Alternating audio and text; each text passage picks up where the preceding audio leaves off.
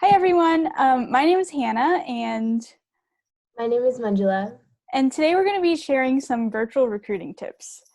So just a little bit of information about us. So I am one of the co-presidents of the Alumni Advisory Board, and yeah, we're super excited to just be able to share some tips with you. I graduated in May of 2020, so I'm a recent grad and I'm going to be starting work at PwC as a consultant. So yeah. Yeah, and I'm the other co-president of the Alumni Advisory Board, also graduated in May, and I'll be starting soon at BCG, also as a consultant. But really excited for this. Awesome. So we have a couple of questions and I'll just go ahead and read them out and then we can alternate sharing our responses to it. So the first question is, what's the most valuable piece of advice we received about recruiting during our time in college? Sweet, yeah. So I think the most valuable piece of advice that I received during my time at UT was first to network and find people with similar backgrounds as you at places that you want to work at. Past that, it was a lot about being genuine and connecting with whoever you were chatting with at whatever event it might be at, a coffee chat or an info session. Showing your personality and enthusiasm is really important. And also doing your background research on the company and showing your genuine interest is super important. They interact with a lot of students, so doing your best to set yourself apart and show that you're someone that they want to work with in the future is really important and really helps with the recruiting process, because once you make a good personal connection, it makes everything else a lot easier. Awesome. The next question is, what are some tips on how to learn about virtual recruiting events and get virtual interviews? And I can go ahead and answer this one.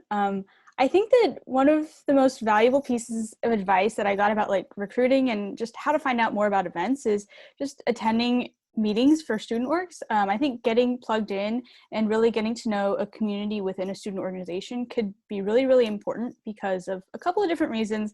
One, obviously you get to meet all the other students within the organization who might hear about other opportunities or know people at companies that they could potentially connect you with. And then two, there's also a lot of times companies will actually come in and speak at like specific student org meetings. And so like for me, I was a supply chain management major. And so I was pretty involved in a supply chain student org, and there were companies that would come in and recruit specifically for supply chain students. And so, yeah, I think overall just joining a student organization is a great way to get involved and learn about recruiting events and also potentially even land virtual interviews. Okay, next question. How can I prepare for a virtual interview? How is it different than preparing for an in-person interview?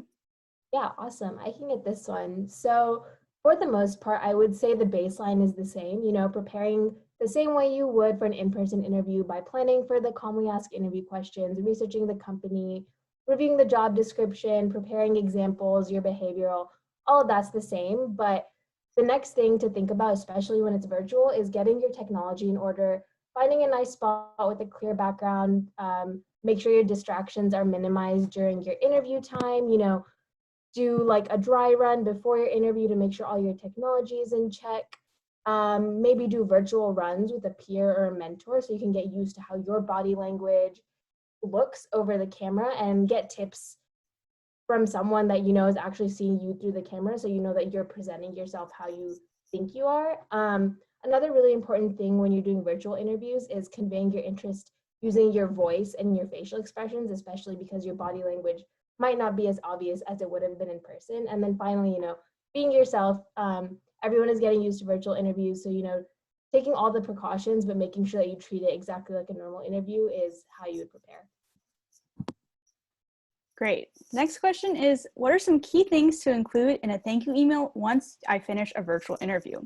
And I think that emails right now are like something that's super important, especially as we're transitioning into everything being virtual. Like you don't really have the opportunity to, I guess, like meet these people in person and really like make that sort of like in-person first impression. And so the last thing that they're going to remember is an email that you get sent. Like sending them a thank you email can be really important and sort of just like a key way to remind them about some of the key things you talked about in the interview, and also making that one last sort of like connection with the interviewer. And so there's a couple of different things that I would recommend including in a thank you email.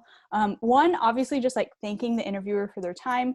I think that like right now things are probably pretty busy for recruiters. And so the fact that they took time to just like speak with you and share some things about the company is definitely something you should be thanking them for.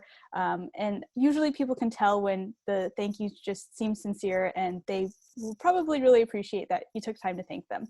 The next thing is like, it would be great if you could find something that you brought up during the interview that maybe was a little bit more different that sort of made you stick out. And so if you made some sort of like personal connection to the interviewer at one point, or you guys connected on something, or you asked a specific question, find some way to sort of like implement that back into the email and bring that up again so that they're sort of reminded, oh, this is what we talked about during the interview. And then the last thing is just asking about next steps, maybe saying like, hey, and would love to know like when I can hear back, or looking forward to like hearing back from you soon, just so that you can show that you're interested in the role and that you're interested in the company. So yeah, as long as you include those main things, you should be good to go on a thank you email.